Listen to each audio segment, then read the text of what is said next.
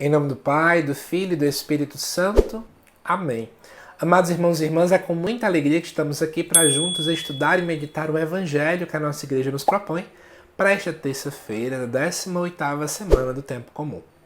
Eu quero já te adiantar uma coisa bem rapidinho. Já falei em outros vídeos, mas eu quero pontuar algo aqui. No próximo sábado, vai começar a sair aqui no canal uma série de vídeos sobre o livro de Josué, que é o livro que a igreja nos propõe para estudar neste mês de setembro, que é o mês da Bíblia, tá bom? Estou preparando uma série de vídeos. No sábado, que sai o primeiro, eu vou explicar como é que vai ser a dinâmica destes vídeos, tá bom? Então não perca, ao meio-dia no sábado vai rolar o primeiro vídeo.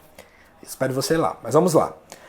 O texto de hoje se encontra lá em Mateus 14, versículo 22 a 36, que diz assim: Depois que a multidão comera até saciar-se, Jesus mandou que os discípulos entrassem na barca e seguissem à sua frente para o outro lado do mar, enquanto ele despediria as multidões. Depois de despedi-las, Jesus subiu ao monte para orar a sós. A noite chegou e Jesus continuava ali sozinho. A barca, já longe da terra, era agitada pelas ondas, pois o vento era contrário. Pelas 3 horas da manhã, Jesus veio até os discípulos andando sobre o mar. Quando os discípulos o avistaram, andando sobre o mar, ficaram apavorados e disseram: É um fantasma. E gritaram de medo. Jesus, porém, logo lhes disse: Coragem, sou eu. Não tenhais medo. Então Pedro lhe disse: Senhor, se és tu, manda-me ir ao teu encontro caminhando sobre a água. E Jesus respondeu: Vem. Pedro desceu da barca e começou a andar sobre a água em direção a Jesus. Mas quando sentiu o vento, ficou com medo e começou a afundar. Gritou: Senhor, salva-me. Jesus logo estendeu a mão, segurou Pedro e lhe disse: Homem fraco na fé, por que duvidaste? Assim que subiram na barca, o vento se acalmou. Os que estavam na barca prostraram-se diante dele, dizendo: Verdadeiramente tu és o Filho de Deus. Após a travessia, desembarcaram em Genezaré. Os habitantes daquele local reconheceram Jesus e espalharam a notícia por toda a região. Então levaram a ele todos os doentes e pediam que pudesse ao menos tocar a barra de sua veste. E todos os que a tocaram ficaram curados. Amados irmãos e irmãs, vamos juntos entender a dinâmica deste texto, mas para isso eu preciso com você voltar um pouco no tempo e tentar entender qual a visão que o judeu tinha do Messias. Existia um movimento messiânico já dentro de uma parte do judaísmo que acreditava que viria o Messias. Esse Messias, infelizmente, era muito mal visto no sentido de ser mal compreendido, porque as pessoas achavam que ele era um Messias triunfalista, que vinha só para guerrear, enfim. É mais ou menos essa compreensão. Essa semana eu vou voltar a tocar nesse assunto outras vezes. Porém, tinha uma característica muito grande falada no Antigo Testamento, é que esse Messias ele teria poder sobre as forças naturais, sobre a chuva, sobre o mar, sobre o vento. Então é muito importante você entender isso, para você compreender a importância desse plano teológico dentro desse texto daqui.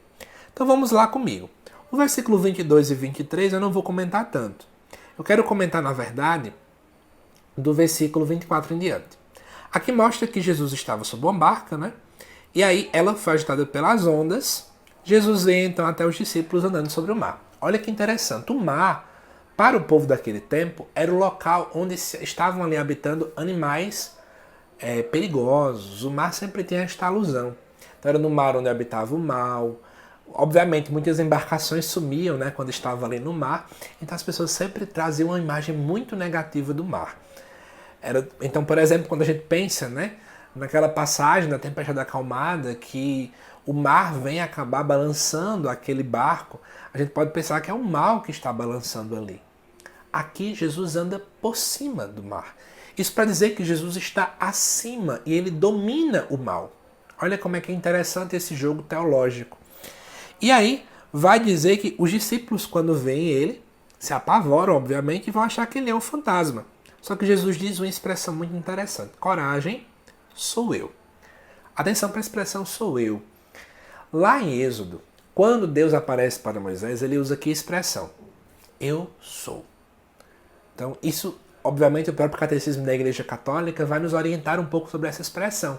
Ele está querendo dizer que, na verdade, ele possui toda a essência. A essência se encontra nele. Podemos inclusive pensar que a nossa essência enquanto seres humanos, a essência da nossa felicidade, a nossa paz completa se encontra na pessoa de Jesus. Se encontra em Deus. Se nós queremos saber quem de fato nós somos, temos que procurar o próprio Deus. E aí é isso que ele está querendo dizer aqui, não é? Coragem, eu sou. Coragem, eu sou o próprio Deus, em outras palavras. Mas aí o que acontece? Pedro ainda duvida. Na verdade, quando Pedro diz assim, se és tu, manda isso, é porque ele não acreditou que Jesus, na verdade, era aquele dali.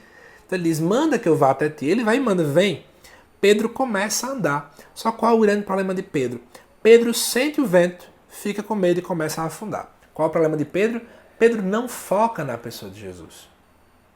Pedro foca nos ventos.